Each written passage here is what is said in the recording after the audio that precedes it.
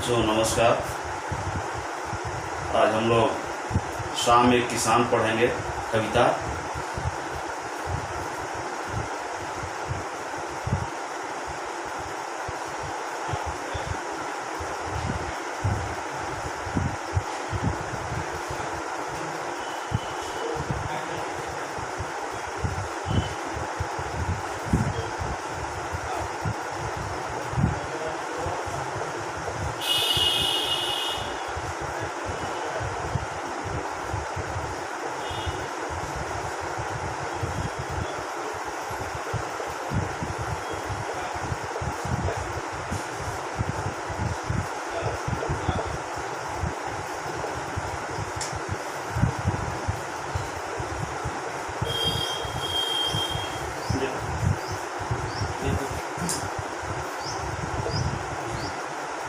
शाम एक किसान। तो बच्चों इस कविता में शाम को एक किसान के रूप में चित्रित किया गया है। तो ठंडी का मौसम है, किसान दिन भर खेतों में कार्य करता है, शाम को थका मांदा आता है और एक अलाव जलाता है और अलाव से अपने शरीर को सेकता है और वहीं बैठ कर के चिलम जैसे लोग, किसान लोग, मजदूर लोग अक्सर सुरती बीड़ी ऐसे कुछ खाते पीते रहते हैं। तो चिलम पीने का है इसमें। तो चिलम पीता है, उसका होता है, उसमें धुआं निकलती है। तो ऐसा ही पहाड़ को यहाँ इस कविता में पहाड़ को एक किसान के रूप में चित्रित किया गया है। तो आइए देखते हैं।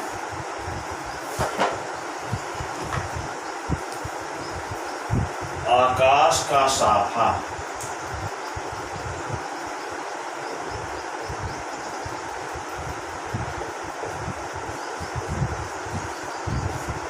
साफा बांध कर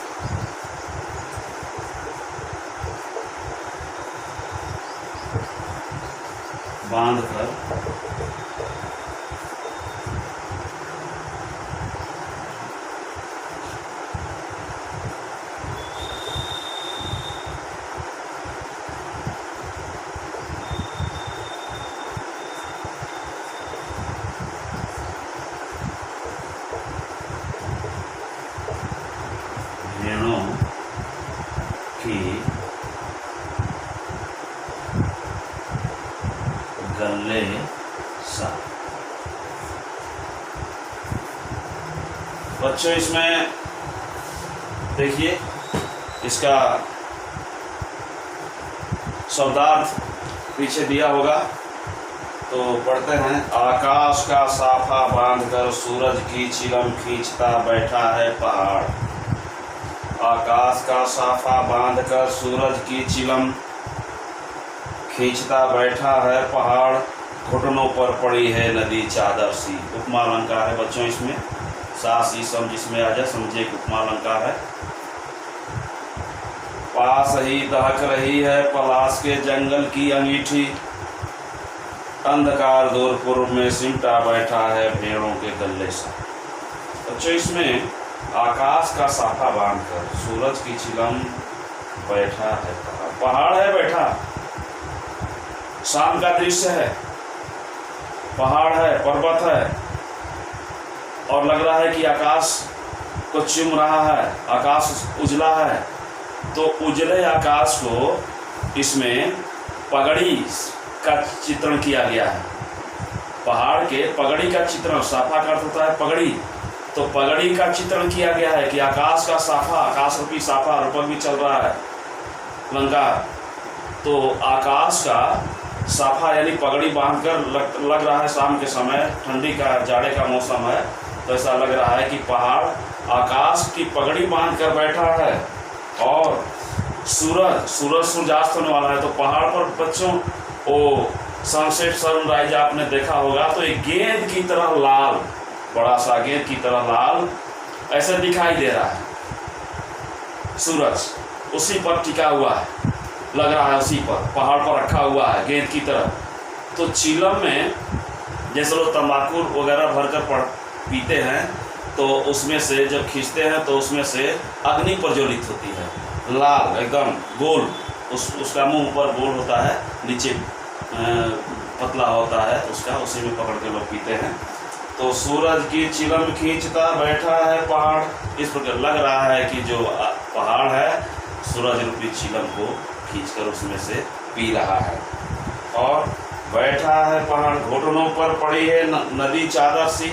अलाव के पास जब वह किसान बैठा है तो पगड़ी बांधा है और चादर ओढ़े है, तो चादर घुटनों तक है, तो नदी भी वहीं से निकल रही है पहाड़ के नदी से नीचे से। तो लग रहा है कि यह पहाड़ जो है चादर है, नदी को चादर के रूप में चित्रित किया गया है।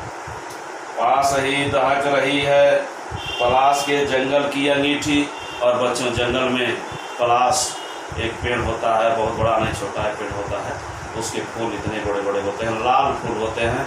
तो वो फूल नीचे गिर चुके हैं, तो गिर चुके हैं तो कभी की कल्पना है कि जब फूल बहुत से गिर गए हैं तो लग रहा है कि वहाँ अग्नि प्रज्वलित हो रही है, क्योंकि ये शाम के समय किसान अग्नि अंगीठी जला करके अपने तन को सेंकते हैं, शरीर को सेंकते हैं। तो ऐसा लग रहा है कि पहाड़ भी अपने शरीर को सेंक रहा है और फूल नीचे गिरा हुआ। तो ऐसी कभी कल्पना है, ऐसा कभी कल्पना है कि ये आग है, लाल लाल दहकना, यानी लहक रही है आग, वहाँ दहक रही है, जल रही है। अंधकार दूर पूर्व में सिमटा है, अंधकार दूर पूर्व में सिमटा बैठा है, भेड़ों के गले सासी अलंकार है। तो अंधकार दूर, और इधर तो हो रहा है पश्चिम, लेकिन अंधकार दूर मतलब बहुत दूर जो अंधेरा है वो सिमटा हुआ, सिमट कर बैठा हुआ है, दुबक कर बैठा हुआ है। किस दिशा में? तो पूर्व दिशा में। जैसे दिन भर भेड़ें चलती हैं और शाम के समय एकत्रित हो जाती हैं, एक जगह इकट्ठा हो जाती हैं, तो ऐसा लग रहा है कि भेड़ें एक जगह इकट्ठा हो गई हैं और भेड़ों जैसा वह अंधकार है वहाँ सिमटा बैठा है, वहाँ एकत्रित हो गया है, इकट्ठा हो गया है। यहाँ तक हम लोग देख लिए बच्चों। आगे देखते हैं हम लोग।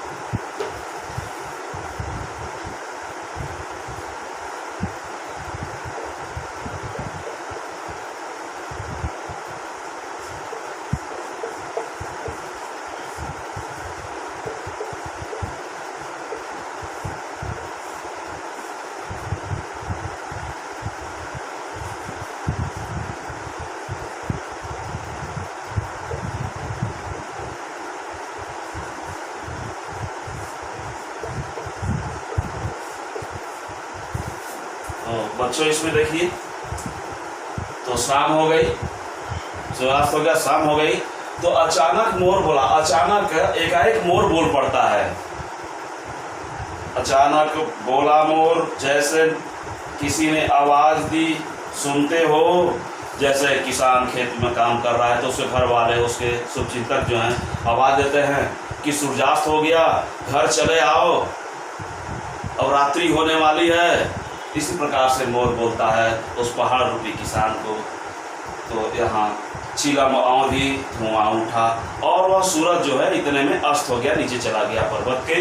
तो वहाँ क्या हो गया कि ठंडी का मौसम, तो कोहरा छा गया। तो कभी कल्पना है कि वहाँ धुआं उठ गया। जब चिलम उठ गई, जैसे चिलम को नीचे डालते हैं लोग, उसमें से धुआं उठती है, उसी प्रकार से जब सूर्य उस पहाड़ के नीचे चले गए, पर्वत के नीचे चले गए, तो कोहरा छा गया और धुआं यानी कोहरा छा गया। तो लग रहा धुआं छा गया, सूरज हुआ, सूरज डूब गया और अंधेरा छा गया। इस प्रकार से चारों ओर सर्वत्र अंधेरा छा गया और रात्रि हो गई। यही भावार्थ है इस कविता का बच्चों, जिसके समझ में पूछ लो आप लोग।